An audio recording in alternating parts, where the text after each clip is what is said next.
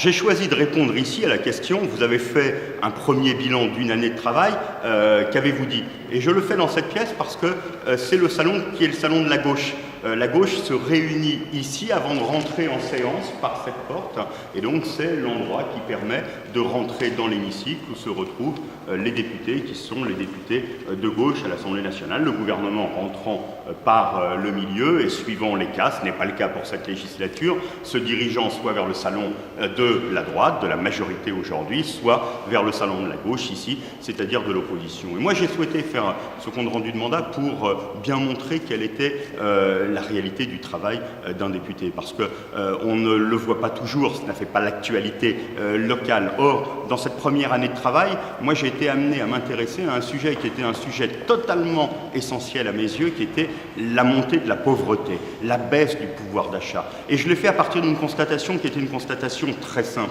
Je vois aujourd'hui ce que je ne voyais pas dans ma circonscription ces dernières années, des gens venir m'appeler au secours, me demander de les aider alors qu'ils sont salariés, alors qu'ils ont des feuilles de paye, alors qu'ils ne peuvent pas accéder à des dispositifs qui soient des dispositifs d'aide. Et moi j'ai pu voir dans cette première année de façon très concrète ce qu'était la montée de la précarité, ce qu'était la montée de la pauvreté. Et ça m'a amené, moi qui suis d'habitude plutôt sur les questions qui touchent à la loi, à la justice, à la sécurité, à travailler beaucoup plus sur cette première année sur les questions qui étaient les questions économiques, les questions de pouvoir d'achat, les questions de montée de la précarité, de montée de la pauvreté. Et donc j'ai été en première ligne sur tous les débats, sur le bouclier fiscal l'été dernier, sur la façon dont le gouvernement essaye de déréglementer le droit du travail. Et puis à côté de cela, on a le volet qui est le volet, on pose des questions qu'on appelle les questions orales ou des questions écrites au gouvernement. Et celles-là, elles reflètent la réalité d'une circonscription. Pourquoi, par exemple, aujourd'hui dans ma circonscription, y a-t-il en moyenne plus de 15 classes tous les jours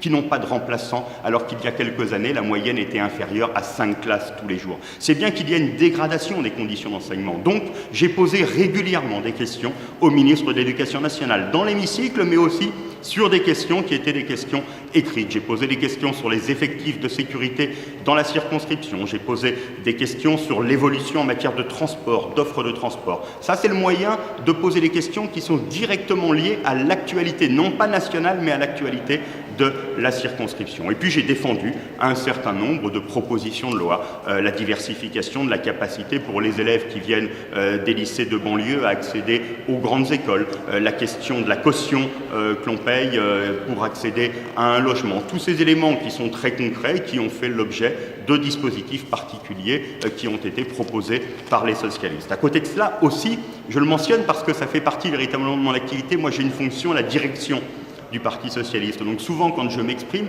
c'est aussi en tant que député de Seine-Saint-Denis, porteur de la réalité que je vis tous les jours, mais aussi en tant que responsable national du Parti socialiste. Et de ce point de vue, j'ai été amené à interroger plusieurs fois le gouvernement sur des éléments qui étaient des éléments de politique nationale qui permettaient au Parti socialiste de faire entendre sa voix dans l'hémicycle. Enfin, durant cette première année, j'ai aussi beaucoup suivi un dossier que je suis depuis de nombreuses années pour le Parti socialiste, qui est le dossier de l'évolution de ce qui se passe outre-mer, la façon dont le gouvernement considère aujourd'hui nos outre-mer, et ça m'a notamment amené à m'intéresser au système électoral polynésien, puisque le gouvernement a pris des lois de complaisance pour essayer de changer les choses. Donc vous voyez, une activité parlementaire, c'est en même temps une activité très diversifiée. On peut être sur des sujets très différents. Il y a un fil rouge quand même, ne jamais s'éloigner de la réalité de sa circonscription. Et moi, durant cette première année, tout m'a ramené à cette évolution que je constate, qui est une augmentation forte de la précarité. Et je pense que ça restera mon cheval de bataille pour cette deuxième année